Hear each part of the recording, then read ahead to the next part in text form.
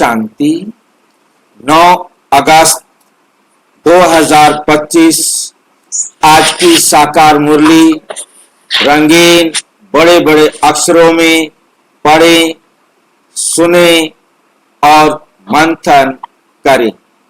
हम प्रतिदिन प्रातः 4 बजे, 6 बजे, शाम को 4 बजे, 8 बजे मुरली मंथन करते हैं। आप सभी भी इस मुरली मंथन में साथी व सहयोगी बन सकते हैं, जिसके लिए इसी वीडियो के डिस्क्रिप्शन बॉक्स में लिंक दिया हुआ है, जिससे आप जुड़ सकते हैं, जिसमें ये लिंक चारों समय रोजाना के लिए एक ही रहता है।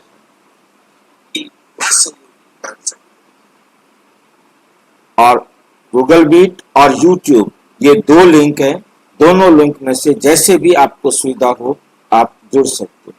यदि आपको जुड़ने में दिक्कत हो रही है तो आप इसी वीडियो में जो सामने आप देख रहे हैं, आप नीचे चलती हुई लाइन में व्हाट्सएप नंबर देख रहे हैं, उस पर मैसेज करके लिंक प्राप्त कर सकते हैं, प्रश्न पूछ सकते हैं, अपना सुझाव दे सकते हैं। उसके अलावा उसके साथ आप वेबसाइट भी देख रहे हैं www.brahmakumaris.bk ओम शांति, कोई स्पेस नहीं, कोई बीच में बड़ा छोटा नहीं, और .com। आप वेबसाइट पर जाकर के आप सब कुछ जो ब्रह्मा कुमारिस में जानना चाहें वो आप वहां जान सकते हैं। अच्छा, ओम शांति। आज की मुरली का सार। मीठा मीठा बाबा कहते मीठे बच्चे, ये पुरुषोत्तम संगम युग कल्याणकारी युग, ये पुरुषोत्तम संगम युग कल्याणकारी युग है। इसमें ही पढ़ाई से तुम कृष्णपुरी के मालिक बनते हो। यही एक समय है जब स्वयं परम पिता परमात्मा आकर पढ़ाते हैं और इस पढ़ाई से तुम्हें श्री कृष्णपुरी का मालिक बनना। ये श्री कृष्णपुरी कहाँ होती है?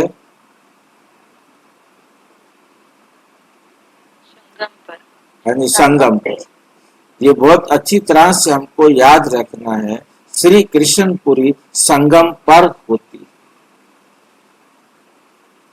इसे चाहे विष्णुपुरी कहें, इसे चाहे हम कृष्णपुरी कहें। सतयुग में तो क्या होता है? लक्ष्मी नारायण का राज्य होता है।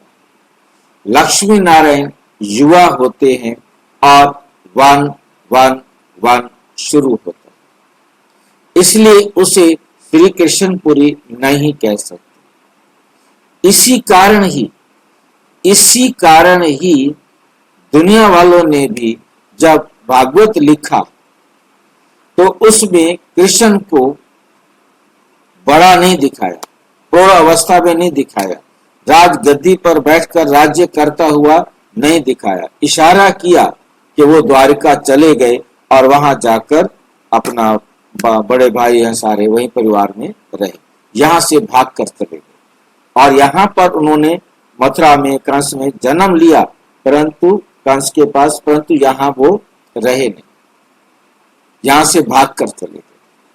उनको समझ में नहीं आया कि उसके बाद उनके राज्य का क्या हुआ, इसलिए उन्होंने उनके राज्य का कोई वर्णन नहीं किया।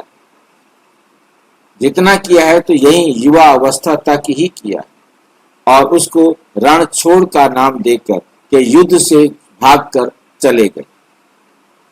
और यहाँ महाभारत का युद्ध जो दिखाया है उसके अंदर भागवत में, वहां पर जो है ना महाभारत में एक है, ध्यान देना है, एक है श्रीमद् भागवत की पुस्तक, एक है श्रीमद् भागवत गीता और तीसरा है महाभारत। 3 किताबें। इन तीनों में अंतर अपनी बुद्धि में हमें रखना है। श्रीमद् भागवत में श्री कृष्ण की बाल लीला है और रण छोड़ होकर के वो वहां द्वारकाधीश बन गए। और यहाँ पर महाभारत में उनकी कुछ कहानियां बड़े, जैसे सत्यभामा है और अपना शादियां हुई इनकी रुक्मिणी है, और इनको दिखाया है। बाकी ये कहानियां महाभारत में कहानियां हैं तो वहां भी कहानियां, क्योंकि उन्होंने किसी ने देखा नहीं परंतु लिखी है कहानियां, तो वो हमारे सामने। मतलब यहाँ मेरा बताने का मतलब ये था कि उन्होंने कृष्ण के जीवन को अलग और लक्ष्मी नारायण के जीवन को अलग, विष्णु पुराण अलग है, लक्ष्मी पुराण नारायण पुराण अलग है, मतलब उन्होंने विष्णु को और नारायण को भी अलग अलग थोड़ा दिखाया है। गरुड़ पुराण अलग है, जैसे जैसे अलग अलग पुराण अलग अलग टाइम पर ऋषि आए, उन्होंने नाम वही रहे परंतु घूम फिर करके सबने अपनी अपनी कहानियों के हिसाब से उसको समझाने का प्रयास किया। तो यहाँ में जो मेन समझना था कि कृष्ण जो है उन्होंने दिखाया है युद्ध से पहले, बस युद्ध करा के अपना वहां का कंस का जो है पिताजी को वापस राजगद्दी पर बिठाया और चले गए। तो कृष्णपुरी कब है हमारी? संगम पर होती है, और उसके बाद जब लक्ष्मी नारायण का राज्य शुरू होता है तो स्वर्ग शुरू।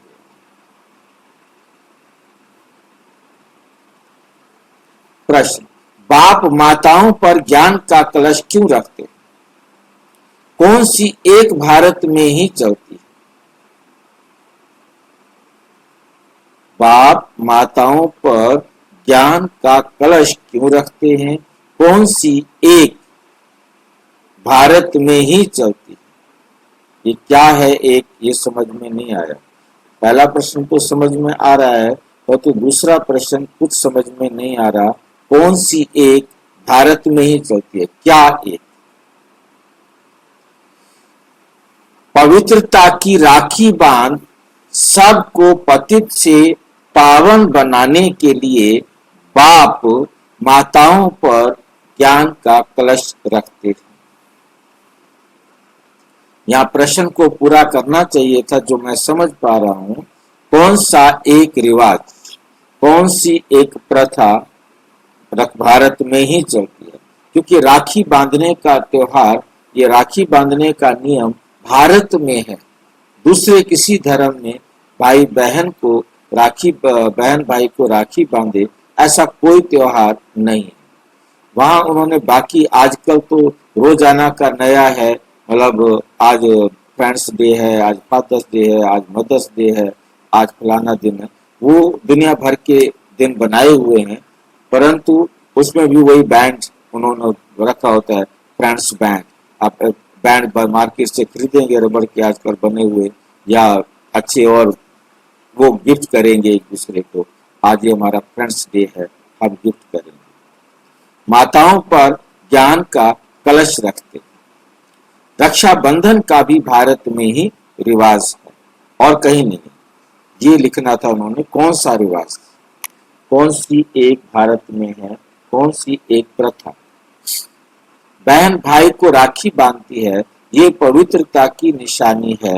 बाप कहते हैं बच्चे, तुम माँ मेकम याद करो तो पावन दुनिया के मालिक बन जाए, तो तुम पावन दुनिया के मालिक बन जाएंगे। गीत, भोलेनाथ से निराला और कोई नहीं, बिगड़ी को बनाने वाला और कोई नहीं। ओम शांति। ये है भोलेनाथ की महिमा। किसकी महिमा है? भोलेनाथ की महिमा, जिसके लिए कहते हैं देने वाला है। तुम बच्चे जानते हो श्री लक्ष्मी नारायण को ये राज्य भाग्य किसने दिया? जरूर भगवान ने दिया होगा, क्योंकि स्वर्ग की स्थापना तो वही ही करेंगे। स्वर्ग की बादशाही भोलेनाथ ने जैसे लक्ष्मी नारायण को दे दी, वैसे ही श्री कृष्ण को दी। जैसे लक्ष्मी नारायण को दी, वैसे ही श्री कृष्ण को दी। यहाँ इस लाइन में ऐसे लगता है जैसे राधे कृष्ण अलग हो, श्री कृष्ण अलग हो, परंतु फिर आगे समझाया कि राधे कृष्ण या लक्ष्मी नारायण की बात तो एक ही है, परंतु राजधानी है नहीं। परंतु राजधानी है नहीं। किसके पास राजधानी नहीं है? श्री कृष्ण के पास राजधानी है नहीं। उन्हों को सिवाय परम पिता परमात्मा के कोई राज्य दे नहीं सकते। मतलब ना तो लक्ष्मी नारायण के माता पिता के पास कोई राजधानी थी और ना ही कृष्ण के माता पिता के पास कोई राजधानी थी। उन्हों का जन्म स्वर्ग में ही कहेंगे। ये तुम बच्चे ही जानते हो। तुम बच्चे ही जन्म अष्टमी पर समझाएंगे। क्या समझाएंगे? श्री कृष्ण की जन्म अष्टमी है तो राधे की भी होनी चाहिए, क्योंकि दोनों स्वर्ग के वासी थे। राधे कृष्ण ही स्वयंवर के बाद लक्ष्मी नारायण बनते हैं। मुख्य बात की उन्होंने ये राज्य किसने दिया? राधा अष्टमी भी रखते हैं, उसकी डेट मुझे नहीं मालूम। कृष्ण के जन्म के बाद राधा अष्टमी भी, राधा जयंती भी मनाई जाती है। कृष्ण जयंती है तो राधा के जो भगत हैं उन्होंने भी अपनी एक डेट निकाल दी है कि ये हमारी राधा जयंती होती है। जंत्री में या कैलेंडर में आपको राधा जयंती मिल जाएगी, गीता जयंती भी मिल जाएगी। ये राजयोग कब और किसने सिखाया? स्वर्ग में तो नहीं सिखाया। स्वर्ग में तो राजयोग नहीं सिखाया कि कृष्ण को पैदा होने के बाद कहीं परमात्मा आए हों, आ जाओ बच्चे मैं तुम्हें राजयोग सिखाऊं। नहीं, जरूर उससे पूर्व जन्म में सिखाया होगा ना। स्वर्ग में तो नहीं सिखाया होगा। सतयुग में तो वे है ही उत्तम पुरुष। उत्तम पुरुष बनने के लिए राजयोग सिखाया गया ना। उत्तम पुरुष बन गए फिर उनको राजयोग सिखाने की क्या जरूरत है? कलयुग के बाद होता है सतयुग, तो जरूर कलयुग अंत में राजयोग सीखे होंगे, तो फिर नए जन्म में राजाई प्राप्त की। पर पुरानी दुनिया से नई दुनिया, पावन दुनिया बनती है। जरूर पतित पावन ही आया होगा। अब संगम युग पर कौन सा धर्म होता है? संगम युग पर कौन सा धर्म होता है ये किसी को भी पता नहीं। ये किसी को भी पता नहीं। पुरानी दुनिया और नई दुनिया, पुरानी दुनिया और नई दुनिया का ये पुरुषोत्तम संगम युग है। ये क्या है? ये पुरुषोत्तम संगम युग जो गाया हुआ है। ये पुरुषोत्तम संगम युग गाया हुआ है। लक्ष्मी नारायण हैं नई दुनिया के मालिक। लक्ष्मी नारायण क्या है? नई दुनिया के मालिक।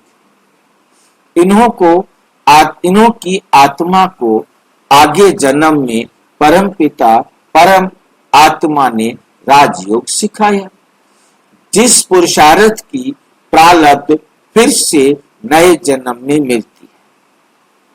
जिस पुरुषार्थ की प्रारब्ध फिर से नए जन्म में मिलती है। जो उन्होंने पुरुषार्थ किया था पिछले जन्म में, उसकी प्रारब्ध फिर उनको नए जन्म में मिलती है।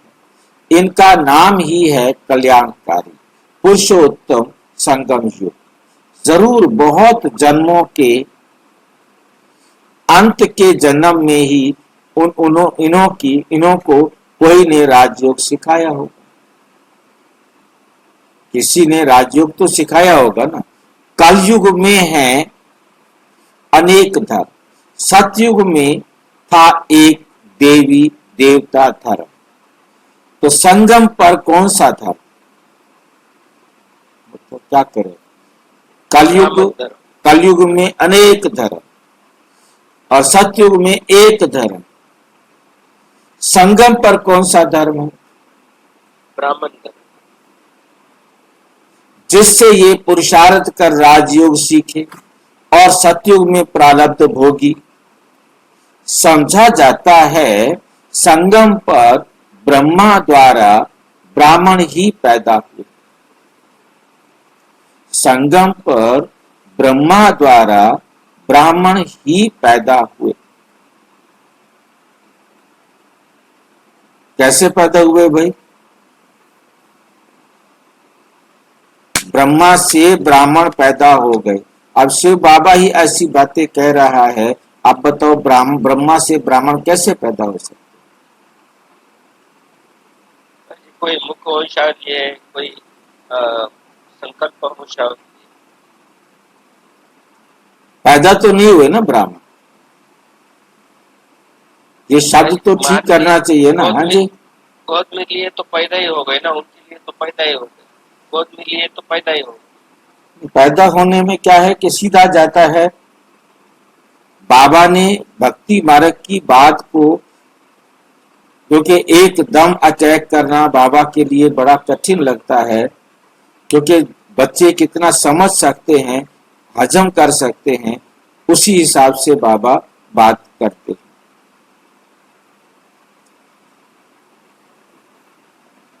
संगम युग पर ब्रह्मा द्वारा ब्राह्मण ही पैदा हुए। ब्रह्मा द्वारा ब्राह्मण ही पैदा हुए। चित्र में भी है ब्रह्मा द्वारा स्थापना। ब्रह्मा द्वारा स्थापना कृष्णपुरी की विष्णुपुरी या नारायणपुरी कहो, बात एक ही है। अभी तुम जानते हो, अभी तुम जानते हो, हम कृष्णपुरी के मालिक बनते हैं। इस पढ़ाई से ही पावन बनने से शिव भगवानोवाच है ना। श्री कृष्ण की आत्मा ही बहुत जन्मों के अंत के जन्म में फिर ये बनती है। 84 जन्म लेते हैं ना, ये है 84वां जन्म। इनका ही फिर ब्रह्मा नाम रखते हैं। नहीं तो फिर ब्रह्मा कहाँ से आए? मतलब ये 84वें जन्म में होता है और इसके शरीर का आधार लेते हैं। तो परमात्मा कृष्ण का जन्म 84 है ना, 84वां है ना। मरजीवा जन्म ब्रह्मा, विष्णु, कृष्ण, शंकर एक ही जन्म है। दादा लेखराज जब तक था उसे हम 83वां कहेंगे। उससे जो ब्रह्मा बना, क्योंकि हम सबका जो लास्ट जन्म है वो बाबा का बच्चा बनने से है, इसीलिए कृष्ण को भी ब्राह्मण कहा, ब्रह्मा कहा। चाहे उसे ब्रह्मा कहो तो चाहे उसे ब्रह्मा कुमार कहो, तो इसीलिए शब्द दिया ब्राह्मण। ब्रह्मा भी ब्राह्मण है, शंकर भी ब्राह्मण है, विष्णु भी ब्राह्मण है और कृष्ण भी ब्राह्मण। ये एक ही जन्म। का 84 जन्म कहेंगे। हाँ जी, 84 जन्म तो कृष्ण को ही कहेंगे ना। 84वां जन्म कृष्ण के शरीर वाले वो स्वरूप को ही कहेंगे। भाई जी, कृष्ण भी तो ब्राह्मण है ना। दादा लेखराज 83वां जन्म है। दादा लेखराज 83वां जन्म है। जैसे ही उसने शिव बाबा को कहा बाबा, आपने कहा बाबा, चाहे वो आपका 84वां है, चाहे वो आपका 82वां है, चाहे 70वां है, कोई भी आत्मा है, लास्ट जन्म है जिसमें हमने बाबा कहा। ये तो कृष्ण की आत्मा संगम पर नया शरीर ले लेती है।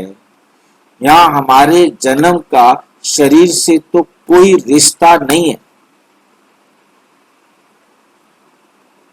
हमारे 84वां जन्म लास्ट जन्म है, वो मर जीवा जन्म है, उसका शरीर के साथ कोई मतलब नहीं। मैंने पिछला जन्म लिया, अब 2 4 5 जन्म और ले लूं। यहाँ पर मैंने जिस दिन बाबा कहा उस दिन मेरा मर जीवा जन्म हो गया। अब मैं उसके बाद एक शरीर छोड़कर दूसरा लेता हूँ, तीसरा लेता हूँ, चौथा लेता हूँ, कितने भी लेता हूँ।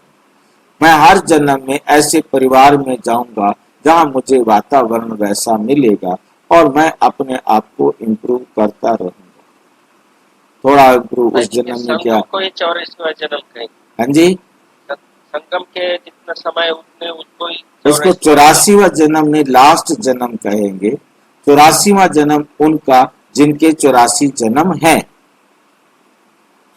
जिन्होंने 83 जन्म लेने के बाद बाबा को बाबा का। अब किसी के 83 जन्म है तो उसका 83वां भी तो होगा ना, इसलिए मैंने जिक्र किया 70वां भी हो सकता है ना किसी का। तो मतलब हमें बहुत अच्छी तरह से समझना है, क्योंकि जिसके 84 जन्म है उसका ये 84वां जन्म है। जिसके जन्म ही 83 है तो उनका ये 84वां जन्म नहीं हो सकता। ये जो लास्ट जन्म मरजीवा जन्म परमात्मा का बनने वाला जीवन है, वो हमारा जीवन शरीर के साथ नहीं है, उसका शरीर से कोई रिश्ता नहीं। कितने भी शरीर बदले, 1 बदले, 2 बदले, 3 बदले, 10 बदले चाहे, इसका मतलब सिर्फ इस बात से है कि हमने बाबा के पास बाबा के बच्चे बने और हम चढ़ती कला में आ गए। कृष्ण भी अपने आप को मेंटेन रखता है, इसलिए कृष्ण को देवता नहीं कहा, इसलिए कृष्ण को क्या कहा, ब्राह्मण। एडवांस स्टेज की आत्माएं जन्म फल ले लेंगी, उनको देवता नहीं कहेंगे, उनको ब्राह्मण ही कहा जाएगा। चाहे वो एडवांस पार्टी हो, चाहे वो एडवांस स्टेज हो, चाहे शंकर जी हो, तो चाहे ब्रह्मा हो, चाहे ब्रह्मा, उसको क्या कहा, तो वो है साकार ब्रह्मा और वो है अव्यक्त ब्रह्मा। वो है साकार ब्रह्मा और वो है अव्यक्त ब्रह्मा।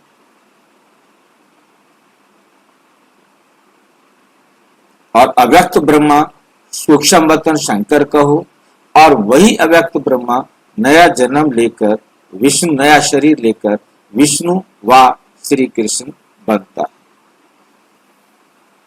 अब हमारे जन्म हो, हमारे जन्म मान लो हो सकता है हमारा ये 3रा जन्म हो, 4था जन्म हो, हम पहले भी ब्रह्मा कुमारी में गए हों, तो जिस दिन हमने ब्रह्मा बाबा को, शिव बाबा को ब्रह्मा के तन से या ब्रह्मा के संकल्प से हमने शिव बाबा को अपना बनाया, वो हमारा उस दिन से नया जन्म शुरू हुआ। उसे हम ब्राह्मण जन्म कहेंगे, उसे हम डायमंड जन्म कहेंगे, उसे हम मर जीवा जन्म कहेंगे।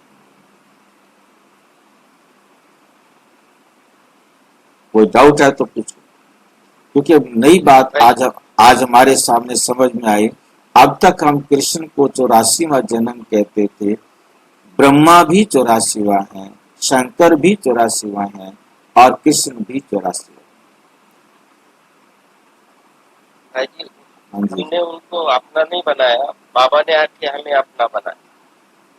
बाप ने आकर हमें अपना बनाया, बाप ने हमें कहा तुम मेरे बच्चे हो, हमने कहा आप हमारे बाबा। एडॉप्शन एक तरफ से नहीं होती, हमारी एडॉप्शन है और एडॉप्शन दोनों से होती है। अब पहले इसमें पहले हम कहें, हाँ जी, शुरू तो बाबा ने किया ना, हाँ तो पहचान ही नहीं। बिल्कुल, हमारे पास तो बाबा की पहचान नहीं थी, हमें तो बाबा ने आकर पहचान दी, चाहे डायरेक्ट दी तो चाहे इनडायरेक्ट दी, ठीक है कि हमने भी बाप को पहचाना तो हमने एक्सेप्ट किया। एक्सेप्टेंस दोनों तरफ से होती है, तब हमारा रिश्ता होता है। यदि एक एक्सेप्ट करे दूसरा एक्सेप्ट नहीं करे तब तक रिश्ता नहीं होता। और ये बात आज हमारे सामने चर्चा करने से क्लियर हुई, वरना हमें भी कंफ्यूजन था। हम ब्रह्मा को कहते थे 83वां जन्म होगा और ये कृष्ण बना तो ये 84वां जन्म, 84 जन्म उनको मिलेंगे जो कृष्ण बनेंगे। हाँ, इतना हम पहले समझ गए थे कि जो कृष्ण के साथ जन्म नहीं भी लेंगे, और जो, क्योंकि संगम तो सतयुग भी है, तो उसके बाद वो जो है ना आकर के 84 जन्म उनके होंगे, चाहे वो इस समय कृष्ण के साथ जन्म ले या आकर के नारायण के पास या आने वाले जो लक्ष्मी नारायण है सत्युग के सभी, उनके पास आकर के जो जन्म लेंगे, पहले 150 वर्ष में जन्म ले लेंगे, उनके 84 जन्म। और जिन्होंने 150 वर्ष क्रॉस कर लिया, उनके फिर 84 जन्म नहीं हो सकते, उनके फिर 83 जन्म ही होंगे। ठीक है कि नहीं? क्योंकि जन्म छोटे बड़े ज्यादा छोटे नहीं हो सकते। उसके बाद उनके 83 जन्म होंगे, और जो और 300 साल समझो के लेट आए तो उनके फिर 82 जन्म।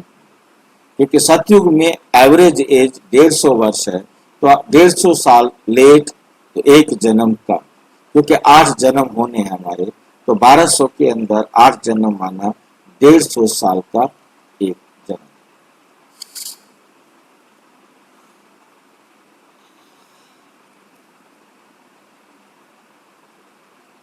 भाई कि 150 वर्ष से 5 वर्ष से कम तो अभी तो 150 ही कहेंगे ना।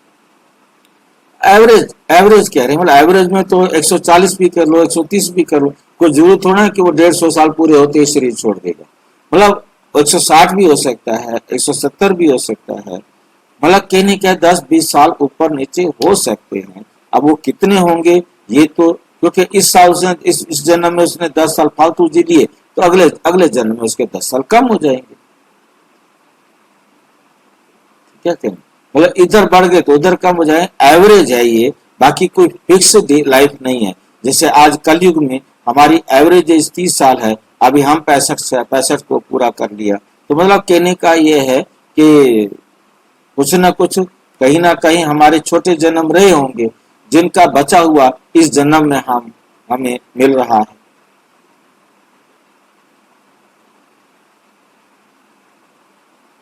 तो एक है साकार ब्रह्मा और एक है अव्यक्त ब्रह्मा। जब तक ब्रह्मा बाबा साकार थे तो सब कोई उनकी मूर्ति रखकर पूजा नहीं की जाती थी। उनके फोटोज भी आपको रेयर मिलेंगे। उनकी फोटो रखना तो बहुत दूर की बात है, उनके फोटो खिंचवाते ही नहीं थे ब्रह्मा बाबा, क्योंकि इस नाशवान शरीर खाली का चित्र में थे सिर्फ, जैसे कि त्रिमूर्ति का चित्र उसमें थी, झाड़ का चित्र हाँ, उसमें उसमें थे, ब्रह्मा उसमें उसमें इसलिए बनवाया गया कि इसी ने बनना है। समझाने के वे ब्रह्म जो वहां पर आप यदि वहां जाएंगे, क्या बोलते हैं अपना हिस्ट्री हॉल में, वहां जो त्रिमूर्ति का चित्र लगा हुआ है, उसके अंदर ब्रह्मा को ही, एक ही ब्रह्मा के आकार को ही, ब्रह्मा के रूप को ही ब्रह्मा बनाया, शंकर भी ब्रह्मा बनाया, विष्णु भी ब्रह्मा बनाया। केवल कपड़े चेंज किए, ड्रेस चेंज की, परंतु तीनों का फेस ब्रह्मा बाबा का है। आप हिस्ट्री हॉल में जाएंगे या पुराने चित्र अपना कहीं मैगजीन में या कहीं आपको मिलते हैं, मैंने मेरे इसमें भी डले हुए हैं, पुराने चित्र भी आप देख सकते हैं। क्योंकि उन पुराने चित्रों में इसमें ना, तो क्या है हमारा वेबसाइट मैंने ब्रह्मा बाबा के चित्र अपलोड कराए हैं, और बाकी उनमें यदि वो त्रिमूर्ति वाला चित्र है तो आपको उसमें मिलेगा, क्योंकि मैंने फिर देखा नहीं है कि उसमें त्रिमूर्ति का चित्र है नहीं है, परंतु ब्रह्मा बाबा के जो भी हिस्ट्री हॉल के जो चित्र हैं वो सारे चित्र अपलोड करा दिए हैं वेबसाइट पर, तो वेबसाइट पर वो चित्र अवेलेबल है। तो आपको ब्रह्मा बाबा त्रिमूर्ति वाला चित्र यदि उसमें मिलता है तो वो होगा, क्योंकि मैंने उनको चित्र डलवाए हैं, उसमें लिखा हुआ है ब्रह्मा बाबा के चित्र, मतलब ऐसा नाम दे करके डाले हुए, तो आप उसको क्लिक करेंगे सारे चित्र आपके सामने आ जाएंगे। तो उस हिस्ट्री हॉल का जो चित्र है उसके अंदर ब्रह्मा बाबा को उस टाइम पर ब्रह्मा, शंकर और विष्णु तीनों का फेस एक है, केवल अंतर ये किया है कि उसके कपड़े उतार दिए हैं, नीला रंग कर दिया है, और उसको जो है ना ताज और मुकुट ये चाकर पकड़ा दिए। फेस एक ही है, क्योंकि ये बात तो सबको क्लियर थी कि इस ब्रह्मा ने ही तीनों रोल प्ले करने, परंतु ये बात उनको नहीं मालूम थी कि तीनों रोल कब प्ले करने। मतलब ये चित्र में देखो, ब्रह्मा बाबा ने पहले से ही पहले से ही चित्र बनवाए, भगवान बाबा शिव बाबा कहेंगे, ब्रह्मा बाबा के थ्रू, या जो अपना जो ध्यान में जाने वाली दादियां हैं, दीदियां हैं, उनके थ्रू उनको साक्षात्कार कराया, उन्होंने आकर फिर बताया, फिर वो वैसे चित्र बनाते, फिर उनको बाबा मुरलियों में करेक्शन करते। अब वो मुरलियां हैं नहीं जिनमें बाबा ने करेक्शन कराए। अभी भी कहीं कहीं हमारी मुरलियों में आता है, बाबा कहते हैं यहाँ ये होना चाहिए, यहाँ ये होना चाहिए, तो वो मुरलियां जो शुरू वाली थी वो अवेलेबल नहीं होंगी भी, तो उन्होंने किसी भी कारण से डंप करके रखी हैं। वो भी हम ये कहेंगे कि शिव बाबा का इच्छा कि क्या कैसे पढ़ाना है वो सुप्रीम टीचर का काम है, वरना कंफ्यूजन खड़ा हो जाए कि भक्ति मार्ग की पढ़ाई और ज्ञान मार्ग की पढ़ाई में दिक्कत है। अब वो पुरानी जो बहनें हैं वो ब्रह्मा बाबा को साकार समझती हैं। शिव बाबा ने भी मुरलियों में कहा कि साकार के बिना आप निराकार को याद नहीं कर सकते, आपको साकार को याद करना ही पड़ेगा। कई बच्चे कहते हैं, जैसे आप चर्चा कर रहे थे, मैं सुन रहा था, तो कई बच्चे कहते हैं कि भी है ना, हम तो शिव बाबा से कनेक्शन है, हम इस ब्रह्मा को क्यों जाने। बिना ब्रह्मा के शिव बाबा का ज्ञान तुम्हें नहीं मिल सकता, ब्रह्मा के द्वारा ही ज्ञान मिला। हमें इसलिए कहा कि आप ब्रह्मा बाबा के फुटस्टेप पर चलो, तो हमने ब्रह्मा बाबा के कदम पर कदम रखना है। बिना साकार को माने हम निराकार को नहीं मान सकते। ये करेक्शन हमने अपने में करना। ये हमारी बुद्धि में है कि शिव बाबा कोई आकार नहीं है। शिव बाबा का जो गुलाब का चित्र बनाया है ये शिव बाबा नहीं है, ये ब्रह्मा बाबा का आकार था, क्योंकि हमें भी आधार चाहिए। बिना आधार के भी हम शिव बाबा को याद नहीं कर सकेंगे। तो हमें आधार चाहिए, परंतु आधार शुरू में चाहिए। जब हमें समझ में आ गया, अब हमें आधार की जरूरत नहीं रहती। शुरू में तो अनार अनार पकड़ा के ही बताना पड़ेगा ना, अनार। तो इसलिए साकार के बिना हम निराकार को भी नहीं जान सकते थे, हमें भी उसी के द्वारा ही मिला। और हमारे सामने ब्रह्मा बाबा का फोटो रखने का मकसद यही था कि देखो ये भी तपस्या करके बना है और हम भी अब तपस्या करके ही बनेंगे। बाकी हमने ब्रह्मा बाबा को याद नहीं करना, ब्रह्मा बाबा के द्वारा जो कर्म किए, प्रैक्टिकल किया, उसके आधार पर हमने अपने आप को रास्ता दिखाना है कि ये समस्या ब्रह्मा बाबा के सामने आई, उन्होंने कैसे दूर की, हम भी अब वैसे दूर करें। बाकी ब्रह्मा बाबा भगवान नहीं है, ये बाबा भी साथ साथ कहते हैं। मतलब अपने आप को हमें समझना है कि शिव बाबा भी हमारे सामने साकार आए। यदि हम साकार को एकदम हटा देंगे तो हम नए किसी को समझा नहीं पाएंगे। हम डायरेक्ट किसी को ये नहीं कह सकते, हाँ उसको हम ये जरूर अंधेरा दूर करें कि ये ब्रह्मा परमात्मा नहीं है। ब्रह्मा बाबा का आधार लेकर परमात्मा ने हमको पढ़ाया, इस आधार से हमने उसको मानना है और समझाने के लिए समझाना है, परंतु ये बुद्धि में क्लियर रखना है परमात्मा को हम इन आंखों से देख भी नहीं सकते। जिनको भी हम देख सकते हैं वो परमात्मा नहीं। तीनों का चेहरा एक दिखाने का मतलब है वो वही आत्मा तीनों रोल प्ले करती है। इसलिए तो मैंने लिखा कि तीनों रोल एक ही आत्मा के, क्योंकि ये बात तो मेरे को पहले दिन से, जब भी मैं पहली बार माउंट आबू में गया था, ये बात मुझे बड़ा फिक्स थी कि ये तीनों रोल, शिव बाबा कहते ये तीनों रोल इनके ही हैं, ब्रह्मा के ही हैं। और ये बात उन्होंने वहां चित्रों में दिखाई। इसलिए मेरे सामने जो भी बात है, मैंने 18 जनवरी 1936 मुझे नहीं मालूम था, 18 जनवरी 1936 का भी जिक्र मुरली में भी अब आया, 1980 की मुरली में भी आया।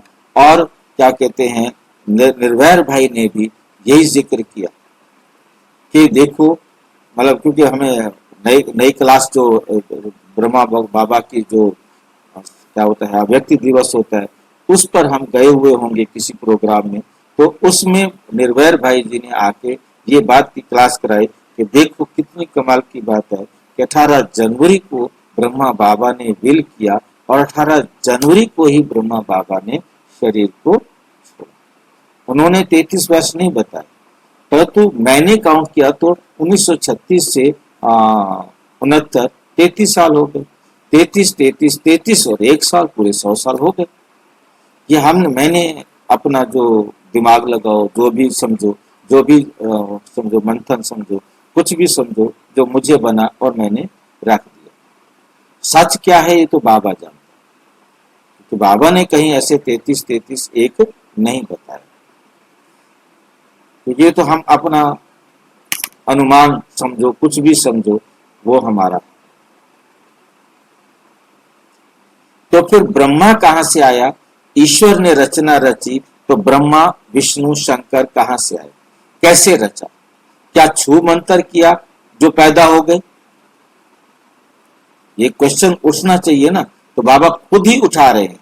क्या छू मंतर किया जो ये पैदा हो गए? बाप ही उन्हों की हिस्ट्री बताते हैं, एडॉप्ट किया जाता है तो नाम बदलते हैं। ब्रह्मा नाम तो नहीं था, दादा लेखराज नाम था ना। कहते हैं बहुत जन्मों के अंत में तो जरूर पतित मनुष्य हुआ। ब्रह्मा बाबा जरूर पतित हुआ क्योंकि उसका नाम ब्रह्मा रखा ना। वो दादा लेखराज के रूप में तो पतित हुआ ना। शादी की, बच्चे पैदा किए, विकार में गया। और इतना कोई भी बिजनेस है, आपने यदि पैसा कमाया है तो जरूर कुछ ना कुछ तो मार्जिन ज्यादा लिया है ना। ये तो है नहीं कि भी ठीक है, वो राजा महाराजा होते थे, वो पैसे की परवाह नहीं समझते और वो पैसे ज्यादा से ज्यादा दे देते, तो दे सकते होते हैं तो उनसे जितना भी मांग दिया। अब जो हीरा है उतने का ही इन्होंने प्राप्त किया हो, उतने का ही आगे दें, तो इनका गुजारा कैसे चलेगा? मार्जिन अच्छा रखा गया होगा, तभी तो इनके पास इतना पैसा उस समय में आया।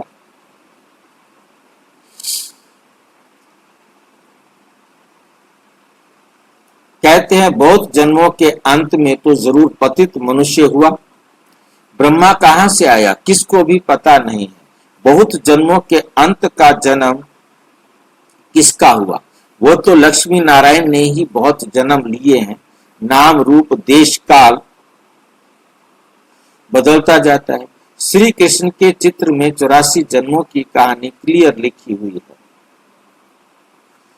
जन्म अष्टमी पर श्री कृष्ण के चित्र भी बहुत बिकते होंगे, क्योंकि श्री कृष्ण के मंदिर में तो सब जाएंगे ना, राधा कृष्ण के मंदिर में ही जाते हैं। श्री कृष्ण के साथ राधे जरूर होगी। राधे कृष्ण प्रिंस प्रिंसेस ही लक्ष्मी नारायण महाराजा महारानी बनते हैं।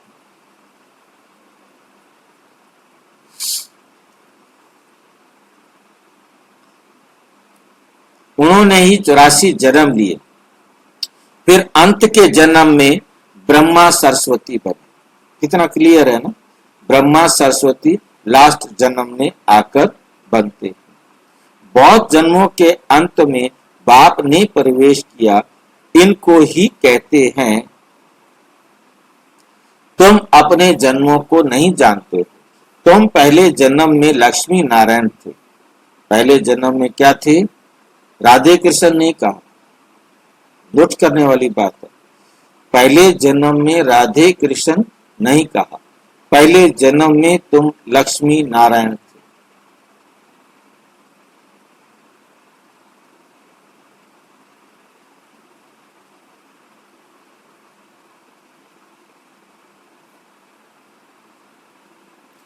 फिर ये जन्म लिया, उन्होंने अर्जुन का नाम कह दिया।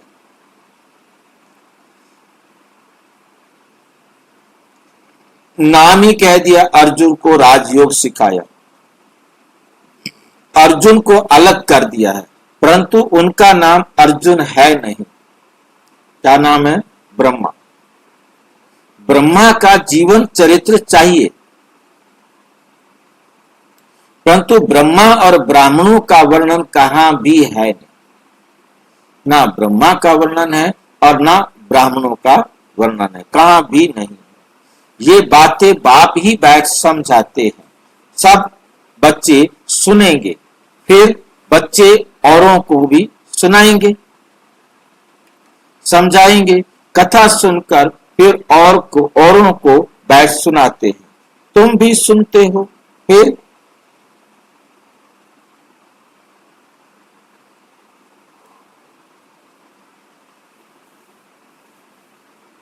सुनाते हो। पहले तुम सुनते हो, फिर तुम सुनाते हो। ये है पुरुषोत्तम संगम युग, लीप युग, एक्स्ट्रा युग। पुरुषोत्तम मास पड़ता है ना, तो 13 मास हो जाते हैं।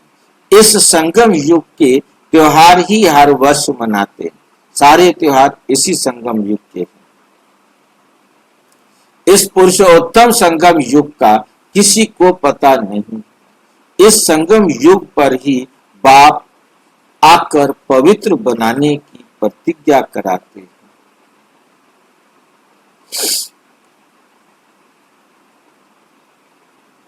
पतित दुनिया से पावन दुनिया की स्थापना करते हैं। रक्षाबंधन का भी भारत में ही रिवाज है। बहन भाई को राखी बांधती है, परंतु वे कुमारी भी फिर अपवित्र बन जाती है। वे जब तक शादी नहीं हुई है ठीक है, पवित्र है, और तो उसके बाद वो शादी हो गई है, पतित हो गई है, अब फिर राखी बांध रही है। भाई भी पतित, बहन भी पतित।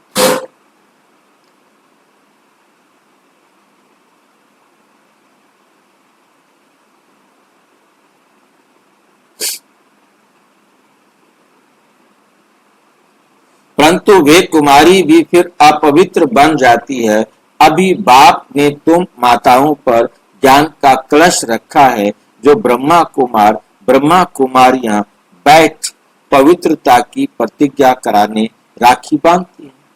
बाप कहते हैं माम एकम, याद करो तो तुम पावन दुनिया के मालिक बन जाएंगे। बाकी कोई राखी आदि बांधने की दरकार नहीं। ये समझाया जाता है जैसे साधु सन्यासी लोग दान पुण्य करते हैं, दान मांगते हैं। कोई कहते हैं क्रोध का दान दो, कोई कहते हैं प्याज मत खाओ।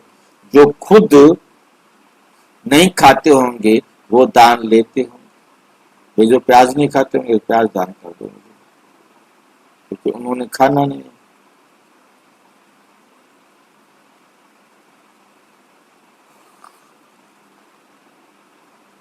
इन सबसे भारी प्रतिज्ञा तो बेहद का बाप कराते। सबसे भारी प्रतिज्ञा कौन कराते हैं? बेहद का बाप कराते। क्या है वो भारी प्रतिज्ञा?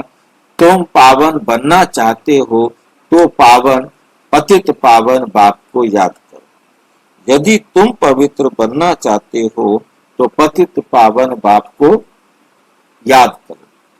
द्वापर से लेकर तुम पतित बनते आए हो।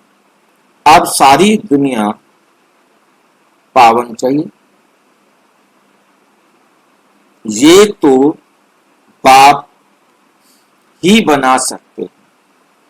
सर्व का गति सदगति दाता कोई मनुष्य हो नहीं सकता। कोई मनुष्य हो नहीं सकता। बाप ही पावन बनने की प्रतिज्ञा लेते हैं। भारत पावन स्वर्ग था ना, पतित पावन वे परम पिता परम आत्मा ही है। श्री कृष्ण को पतित पावन नहीं कहेंगे। उनका तो जन्म होता है। उनके तो माँ बाप भी दिखाते हैं। एक शिव का ही अलौकिक जन्म है। वे खुद ही अपना परिचय देते हैं कि मैं साधारण तन में प्रवेश करता हूँ। शरीर का आधार जरूर लेना पड़े। मैं ज्ञान का सागर पतित पावन राजयोग सिखलाने वाला हूँ। बाप ही स्वर्ग का रचयिता है और नरक का विनाश कराते हैं। जब स्वर्ग है तो नरक नहीं। अभी पूरा रौरव नरक है। जब बिल्कुल तमो प्रधान नरक बनता है तब ही बाप आकर सतो प्रधान स्वर्ग बनाते हैं। 100% पतित से 100% पावन बनाते हैं। पहला जन्म जरूर सतो प्रधान ही है। पहला जन्म कैसा है? जरूर सतो प्रधान ही है। बच्चों को विचार सागर मंथन कर भाषण करना है, समझाना, फिर हर एक का अलग अलग होगा। बाप भी आज एक बात, कल फिर दूसरी बात समझाएंगे। एक जैसी समझानी तो हो ना सके। समझो टेप से कोई एक्यूरेट सुने, टेप रिकॉर्ड आ चुके थे ना उस टाइम पर, टेप से कोई एक्यूरेट सुने भी, परंतु फिर एक्यूरेट सुना नहीं सकेंगे। फर्क जरूर पड़ता है। बाप जो सुनाते हैं तुम जानते हो, ड्रामा में सारी नूड है, ड्रामा में सारी नूड है। अक्षर बाय अक्षर जो कल पहले सुनाया था वह फिर आज सुनाते हैं। ये रिकॉर्ड भरा हुआ है। भगवान खुद कहते हैं, मैंने जो 5000 वर्ष पहले हूबहू अक्षर बाय अक्षर सुनाया है वही सुनाता हूं। ये शूट किया हुआ ड्रामा है, इसमें फर्क जरा भी नहीं पड़ सकता। इतनी छोटी आत्मा में रिकॉर्ड भरा हुआ है। अब श्री कृष्ण जन्म अष्टमी कब हुई थी ये भी बच्चे समझते हैं। आज से 5000 वर्ष से कुछ दिन कम कहेंगे, क्योंकि कभी पढ़ रहे हैं ना, नई दुनिया की स्थापना हो रही है। बच्चों के दिल में कितनी खुशी है। तुम जानते हो श्री कृष्ण की आत्मा ने 84 का चक्कर लगाया है। अब फिर श्री कृष्ण के नाम रूप में आ रही है। चित्र में दिखाया है, पुरानी दुनिया को लात मार रहे हैं, नई दुनिया हाथ में है, अभी पढ़ रहे हैं। इसलिए कहा जाता है श्री कृष्ण आ रहे हैं। जरूर बाप बहुत जन्मों के अंत में ही पढ़ाएंगे। ये पढ़ाई पूरी होगी तो श्री कृष्ण जन्म लेंगे। बाकी थोड़ा टाइम है पढ़ाई का। जरूर अनेक धर्मों का विनाश होने बाद श्री कृष्ण का जन्म हुआ होगा। तो भी एक श्री कृष्ण तो नहीं, सारी कृष्ण पूरी होगी। ये ब्राह्मण ही हैं जो फिर ये राजयोग सीख देवता पद पाएंगे। देवताएं बनते ही हैं नॉलेज से। बाप आकर मनुष्य से देवता बनाते हैं। पढ़ाई से ये पाठशाला है। इसमें सबसे जास्ती टाइम लगता है। पढ़ाई तो सहज है, बाकी योग में है मेहनत। तुम बता सकते हो श्री कृष्ण की आत्मा अब राजयोग सीख रही है। परम पिता परमात्मा द्वारा, शिव बाबा ब्रह्मा द्वारा हम आत्माओं को पढ़ा रहे हैं। विष्णुपुरी का राज्य देने हम प्रजापिता ब्रह्मा के बच्चे ब्राह्मण ब्राह्मणियां हैं। ये है संगम युग। ये बहुत छोटा सा युग है। चोटी सबसे छोटी होती है ना। फिर उनसे बड़ा मुख, उनसे बड़ी बाहें, उनसे बड़ा पेट, उनसे बड़ी टांगे विराट रूप दिखाते हैं। विराट रूप मिला। चोटी सबसे छोटी, फिर उससे बड़ा मुख, उससे बड़ी बाहें, उनसे बड़ा पेट, उनसे बड़ी टांगे, ये विराट रूप दिखाते हैं। परंतु इसकी समझानी कोई नहीं देते। तुम बच्चों को ये 84 जन्मों के चक्र का राज समझाना है। शिव जयंती के बाद श्री कृष्ण जयंती आती है। हमने चर्चा किया था, पहले आती है। हाँ जी भाई जी, मुरली में ही लाइन है कि जरूर अनेक धर्मों का विनाश होने के बाद श्री कृष्ण का जन्म हुआ। इसको समझाएं भाई जी। अब जो है चारों तरफ अनेक धर्मों का विनाश हो रहा है ना। अब सारे धर्म अपनी अति पर आए हैं, क्योंकि कृष्ण का जन्म बाबा जो भक्ति मार्ग के बच्चों को खुश कर रहे होते हैं, परंतु सच्चाई ये है कि कृष्ण का जन्म कंस के ही राज्य में होता है। कृष्ण ही कंस का वध करते हैं। मीन्स आसुरी दुनिया को अंत करने के निमित्त जो देवता बनते हैं वही तो आसुरी संस्कारों का विनाश करते हैं ना। अब उन्होंने पहले अपने किए, फिर हम सबको सिखाया जा रहा है, सारी आत्माएं सीखती जा रही हैं और धीरे धीरे आज 140 देशों के अंदर सेवाएं चल रही हैं और सेवाएं रोजाना बढ़ती जा रही हैं। ठीक है कि नहीं? तो सारे के सारे दुनिया ये राजयोग सीखेगी, विनाश होगा, तब उनको पता लगेगा कि कृष्ण का जन्म हो चुका है। भाई जी, कृष्ण के लिए अनेक धर्मों का विनाश हो गया, नंबरवार हर एक के लिए है।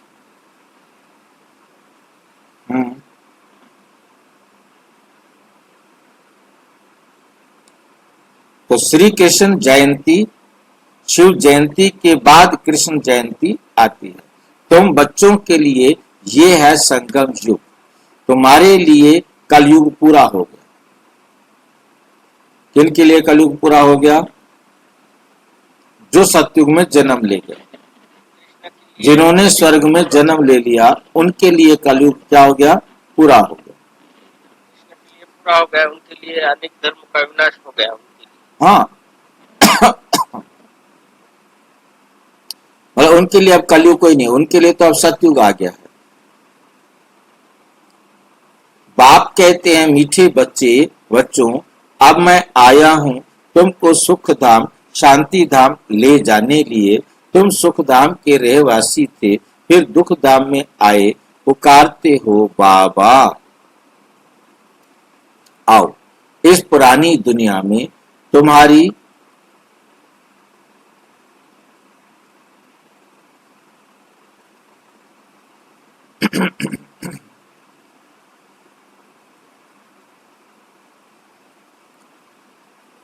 इस पुरानी दुनिया में तुम्हारी दुनिया तो नहीं है।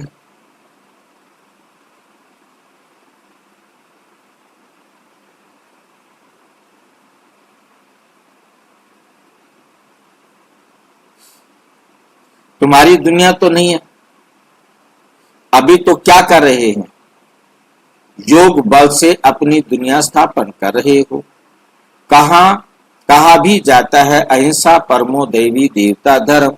तुमको अहिंसक बनना है ना काम कटारी चलानी है, ना लड़ना झगड़ना है। बाप कहते हैं मैं हर 5000 वर्ष बाद आता हूँ, लाखों वर्ष की बात ही नहीं। बाप कहते यज्ञ तप दान पुण्य आदि करते तुम नीचे गिरते आए हो। ज्ञान से ही सदगति होती है। मनुष्य तो कुंभकर्ण की नींद में सोए हुए, जो जागते ही नहीं। इसलिए बाप कहते हैं मैं कल्प कल्प आता हूँ, मेरा भी ड्रामा में पार्ट है। पार्ट बिगर मैं भी कुछ नहीं कर सकता हूँ। मैं भी ड्रामा के बंधन में हूँ, पूरे टाइम पर आता हूँ। ड्रामा के प्लान अनुसार मैं तुम बच्चों को वापस ले जाता हूँ। अब कहता हूँ मन मना भाव, परंतु इनका भी अर्थ कोई नहीं जानते। बाप कहते हैं देह के सर्व संबंध छोड़ माम एकम याद करो तो तुम पावन बन जाओगे। सच्चा बच्चे मेहनत करें तो सफलता भी मिलेगी। बच्चे मेहनत करते रहते हैं बाप को याद करने की, ये है ईश्वरीय विश्वविद्यालय। सारे विश्व को सदगति देने वाला दूसरा कोई ईश्वरीय विश्वविद्यालय हो ना सके। ईश्वर बाप खुद कहते, खुद आकर सारे विश्व को चेंज कर देते हैं, हेल से हेवन बनाते हैं, जिस पर फिर तुम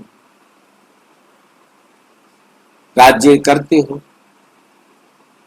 शिव को बबूल नाथ भी कहते हैं, क्योंकि वो आकर तुमको काम कटारी से छुड़ाए पावन बनाते हैं। भक्ति मार्ग में तो बहुत शो है। यहाँ तो शांति है। याद करना है, वो अनेक प्रकार के हठ योग आदि करते हैं। उनको तो निवृत्ति मार्ग ही अलग है।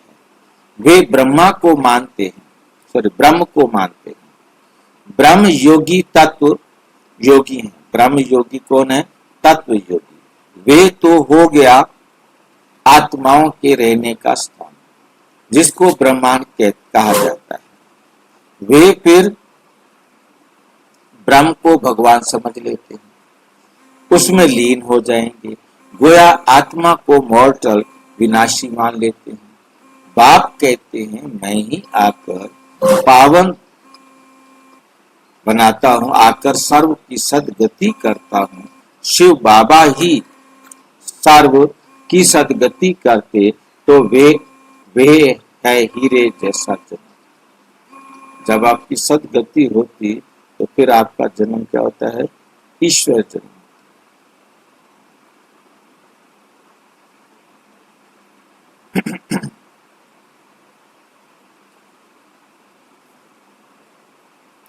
फिर तुमको गोल्डन एज में ले जाते हैं। डायमंड एज से गोल्डन जीवन में ले जाते हैं।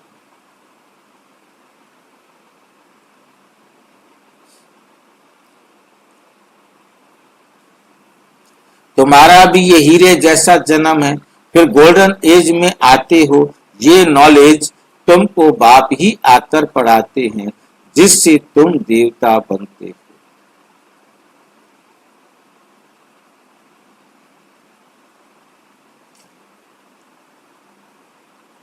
तुम देवता बनते हो, फिर ये नॉलेज प्राय लोप हो जाती है। फिर ये नॉलेज क्या होगी? प्राय लोप हो जाती है। इन लक्ष्मी नारायण में भी रचता और रचना की नॉलेज नहीं है। रचता और रचना की नॉलेज नहीं है। लक्ष्मी नारायण को भी कैसे सृष्टि की रचना होती है ये ज्ञान नहीं है।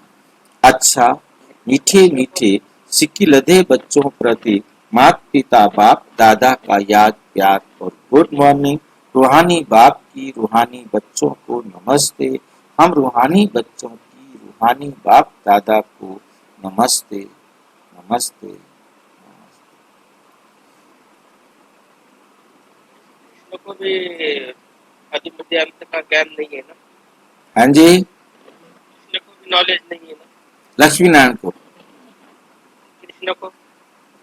कृष्ण को भी कृष्ण के रूप में नॉलेज नहीं है, परंतु जब वो ऊपर ब्रह्मा के रूप में मीटिंग करते हैं तो सारी नॉलेज है। कृष्ण के रूप में जन्म लेने के बाद भी 2002 में जन्म लेने के बाद भी 2017 तक बोली चलाइए ना।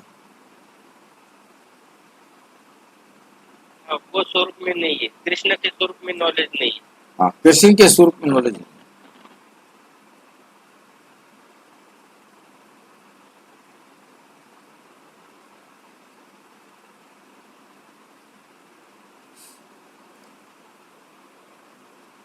धारणा के लिए मुख्य सार नंबर 1, इस पुरानी दुनिया में रहते डबल अहिंसक बन योग बल से अपनी नई दुनिया स्थापन करनी है। अपना जीवन हीरे जैसा बनाना है।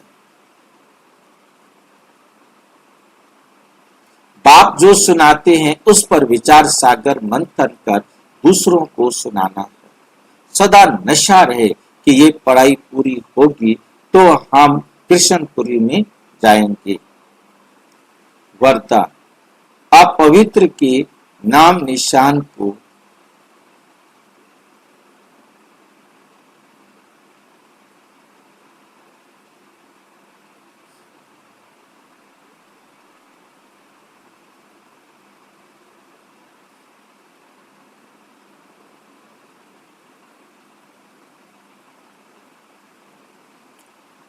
वरदान। आप पवित्रता के नाम निशान को भी समाप्त कर हिज होलीनेस का टाइटल प्राप्त करने वाले होली हंस भव। जैसे हंस कभी भी कंकड़ नहीं चोदते, रतन धारण करते हैं, ऐसे होली हंस किसी के अवगुण अर्थात कंकड़ को धारण नहीं करते। वे व्यर्थ और समर्थ को अलग कर व्यर्थ को छोड़ देते हैं, समर्थ को अपना लेते हैं। ऐसे होली हंस ही पवित्र शुद्ध आत्माएं हैं। उनका आहार व्यवहार सब शुद्ध होता है। जब अशुद्धि अर्थात अपवित्रता का नाम निशान भी समाप्त हो जाए, तब भविष्य में हिज होलीनेस का टाइटल प्राप्त हो। इसलिए कभी गलती से भी किसी के अवगुण धारण नहीं करना। स्लोगन। सर्वंश त्यागी वे हैं जो पूरे पुराने स्वभाव संस्कार के वश का भी त्याग करता है। अव्यक्त इशारे। सहज योगी बनना है तो परमात्म प्यार के अनुभवी बनो। परमात्म प्यार के अनुभवी बनो। कोई भी कार्य करते बाप की याद में लवलीन रहो। किसी भी बात के विस्तार में ना जाकर विस्तार को बिंदी लगाओ, बिंदी में समा दो, बिंदी बन जाओ, खुद बिंदी बन जाओ। बिंदी लगा दो तो सारा विस्तार सारी जाल सेकंड में समा जाएगी और समय बच जाएगा, मेहनत से छूट जाएगी। बिंदी बन बिंदी में लवलीन हो जाएगी। अच्छा, ओम शांति। और विस्तार से जानने के लिए प्रजापिता ब्रह्मा कुमारी ईश्वरीय विश्वविद्यालय के किसी भी सेवा केंद्र पर संपर्क करें। और यदि कोई प्रश्न है तो 9213106986 पर केवल टेलीग्राम करें। 9650692270 पर केवल व्हाट्सएप करें। फोन नहीं। ओम शांति। ओम शांति भैया जी। ओम शांति।